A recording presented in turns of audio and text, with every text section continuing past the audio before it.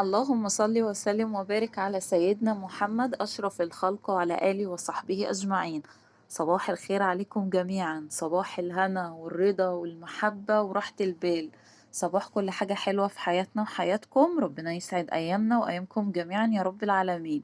يا ريت بقى لو أول مرة بتشوفيني تنزلي تحت تشتركي في القناة وتفعلي الجرس عشان إن شاء الله عيلتنا الصغيرة تكبر بتوفيق ربنا ثم بدعمكم ليا.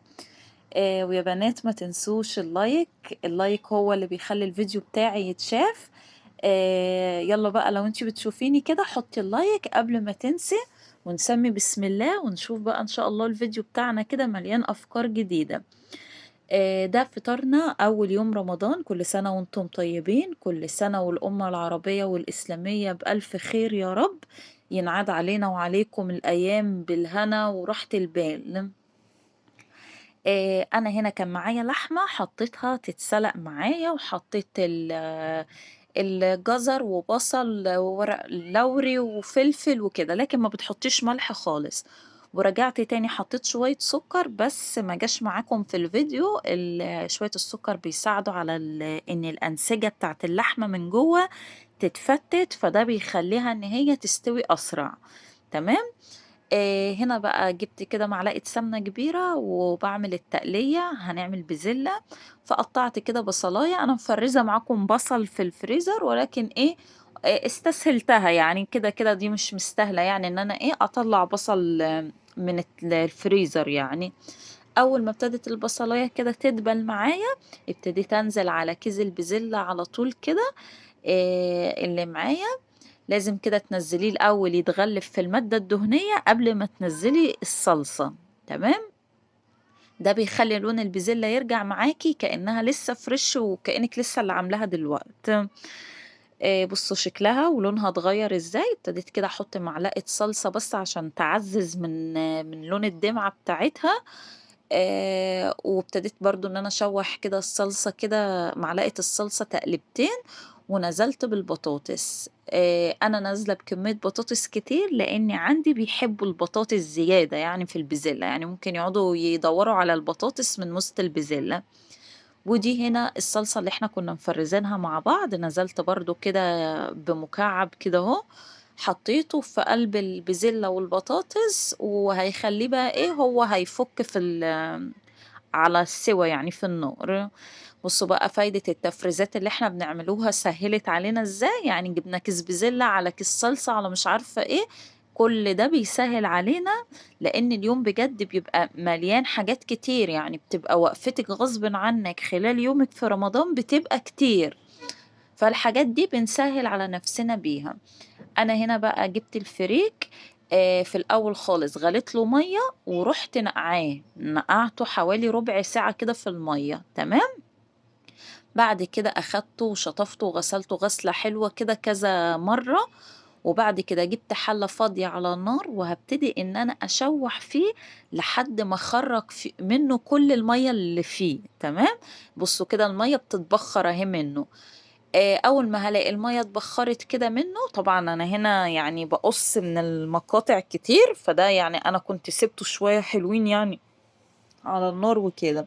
ابتديت انزل ببصلايه كده مبشوره او متقطعه صغير، ابتديت انزل بيها، وهحط بقى الملح والفلفل بتاعي، وهحط معلقه سمنه بلدي تكون معلقه حلوه كده يعني محترمه، بتفرق خالص في طعم الفريك، يعني بتديله تطعيمه حلوه قوي. وتنفع برضو السمنة العادية يعني المتاح عندك اعملي بيه. بجد يعني الفريك ده انا بحبه جدا، يعني ممكن اكله، يعني ممكن استغنى عن الرز، استغنى عن المكرونة، ويعني هو صحي كمان، صحي زيادة عن اللزوم يعني. بس ابتديت بقى ايه ان انا اشوحه، هو كده يعتبر معايا يعني استوى ايه، مثلا استوى نص سوا. تمام. لاني انا نقعته شوية في الاول في المية المغلية، ودلوقتي التشويحتين اللي انا عملتهم له دول ده كده يعتبر يعني اتسوى نص سوا. انا هنا الفراخ معايا كنت نقعاها في ملح وليمون وجنزبيل وشوية دقيق، وبص اهي ما شاء الله بقت زي القشطة ونضيفة معايا.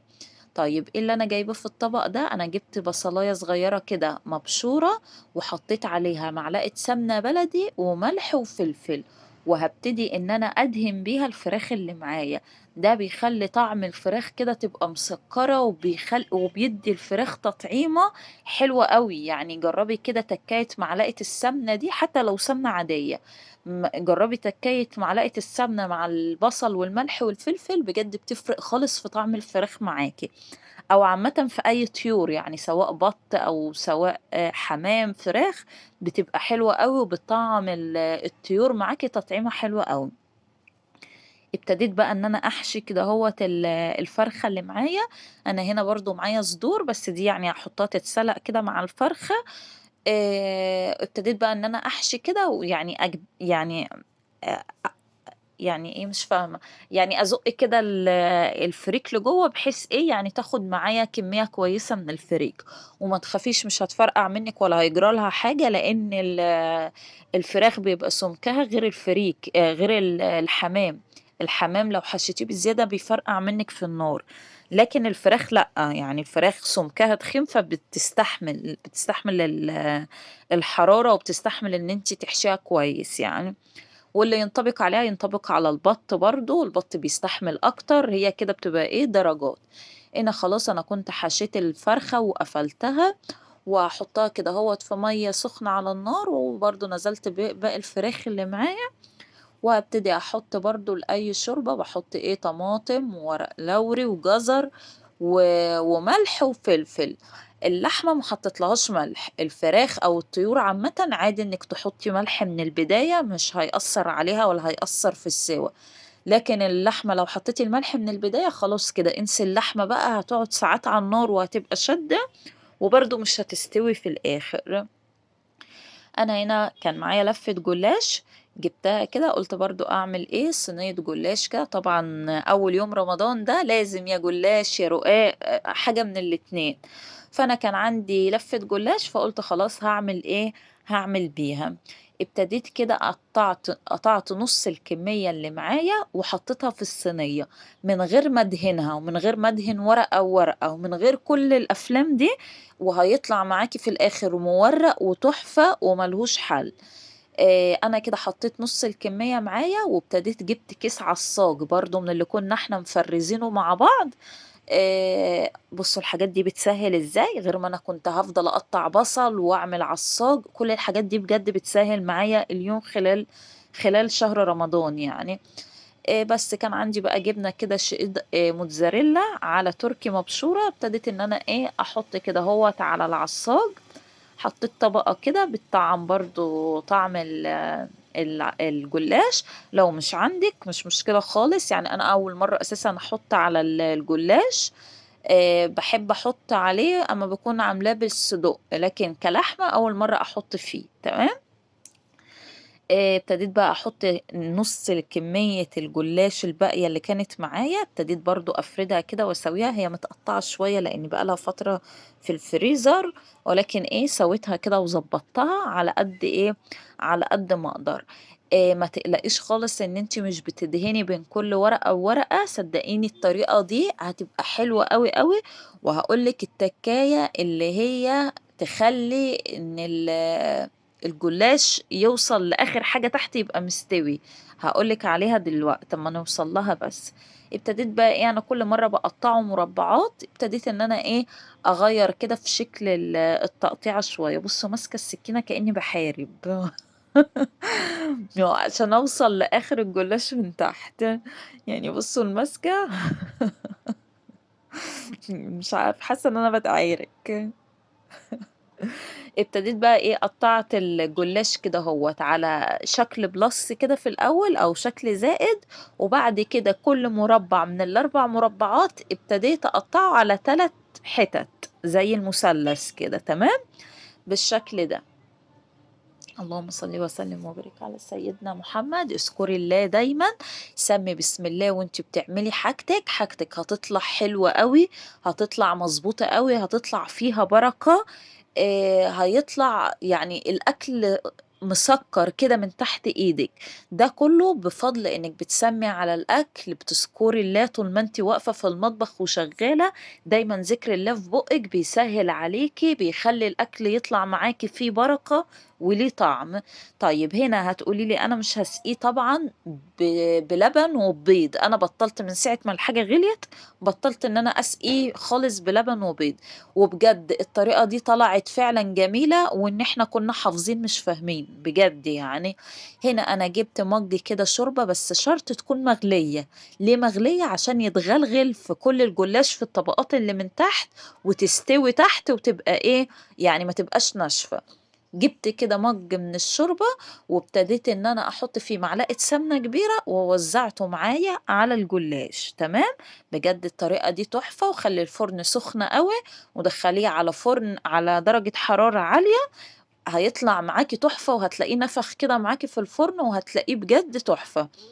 طيب انا هنا خلاص كانت البزلة معايا استوت، والبطاطس استوت، وبرضو اللحمة، يعني انا بنزل اللحمة. نزلتها في الاخر برضو بعد ما استوت، يعني خفت لما تستويش كويس او كده، سبتها على راحتها لحد ما تاخد سواها كله. هبتدي بس انزلها كده في قلب الخضار، يعني 10 دقايق كمان كده لحد ما اللحمة تاخد من طعم الخضار. وابتديت ان انا كده جبت طاجن عندي، ندلع بقى ايه، ندلع الاكل بقى النهارده، يعني النهارده اول يوم ندلع كده الاكل. تمام. ابتديت بقى ايه، ان انا افضي البزلة كلها اللي في الحلة كله، يعني نزلت بيه بقى في الطاجن معايا كده. طبعا الطواجن دي بتدي للأكل تست كده تحفة بجد، يعني طعم الأكل فيها بيختلف 180 درجة. ابتديت برضو ان انا اجيب كده معلقة سمنة بلدي كبيرة، وابتديت ان انا اوزعها على وش الطاجن. بجد بتفرق جدا جدا في الطعم. ما عندكيش سمنة بلدي ممكن تحطي زبدة، ممكن تحطي معلقة سمنة عادية، بتدي لون وطعم وهم بجد في الطواجن، بتفرق جدا. بس هبتدي بقى ايه، ادخلها كده معايا الفرن. تمام. يبقى احنا لحد دلوقتي عملنا البزلة، وسلقت اللحمة، والفراخ برضو اتسلقت. ودهنت وشها صلصة وكده. وهبتدي اعمل، ما كانش عندي لسان عصفور، فقلت هعمل شوربة شعرية. مش بنحبها كتير قوي، يعني انا عندي شوربة لحمة وشوربة فراخ، فقلت استغل ايه شوربة منهم اعمل بيها. ابتديت ان انا احمر كده برضو الشعرية اللي معايا. بجد شوربة الشعرية دي بتبقى خفيفة وتحفة، يعني يمكن اخف كمان من لسان العصفور، بجد جميلة قوي. ابتديت ان انا بقى ايه انزل من شوربة ايه دي يا اولاد؟ اه كانت شوربة الفراخ. ركزوا كده وصحصحوا معايا وقولوا لي المعلومات اول باول. لا، دي كانت شوربة الفراخ، عرفتها لان كانت الفراخ في الحلة الاكبر. بس هسيبها برضو ايه تغلي كده، هو غلوتين واروح طافية عليها. نيجي بقى الرز المعمر.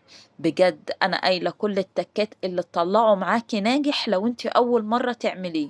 انا هنا غسلت الرز وسبته يتنقح، يعني ما صفتوش بعد ما غسلته، ما صفتوش من المية حلو، مش منقوع في مية كاملة.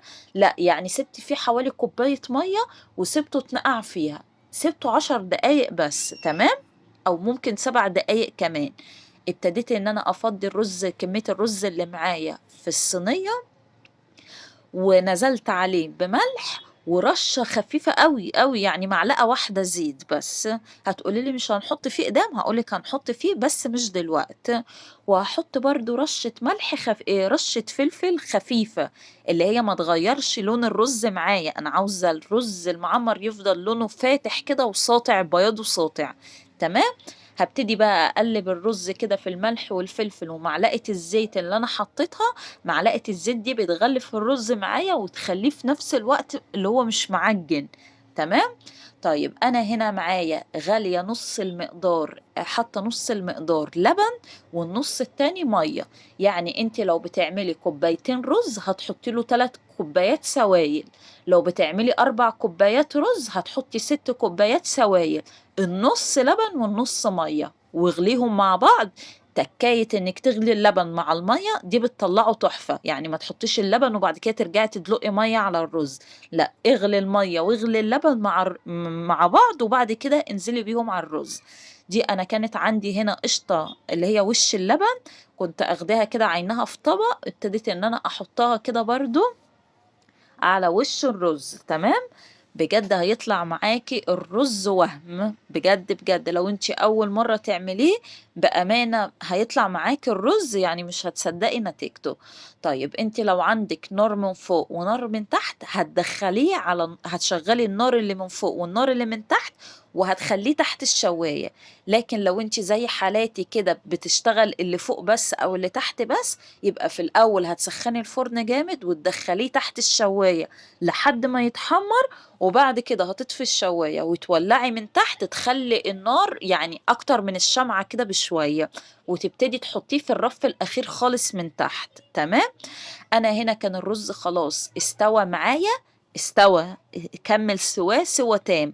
ابتديت ان انا جبت معلقتين سمنة بلدي وعليهم معلقتين زيت، وابتديت ان انا اعمل فتحات كده في كل صينية الرز، وهبتدي ان انا اوزع السمنة والزيت اللي معايا على كل الصينية. هدخلهم تاني الفرن لحد ما يتشربوا يعني 5 دقايق كمان. تمام. وبعد كده خلاص كان الأكل جهز معايا، ودي كانت ساعة الفطار يعني كان خلاص بيقدم في الجامع. وبوريكم المخلل اللي أنا عملته معاكم. يا ريت بقى لو أول مرة بتشوفيني تدعميني باللايك وتشتركي في القناة وتفعلوا الجرس على الكل. بحبكم في الله، ربنا يديمكم نعمة في حياتي. والسلام عليكم ورحمة الله وبركاته. رمضان كريم.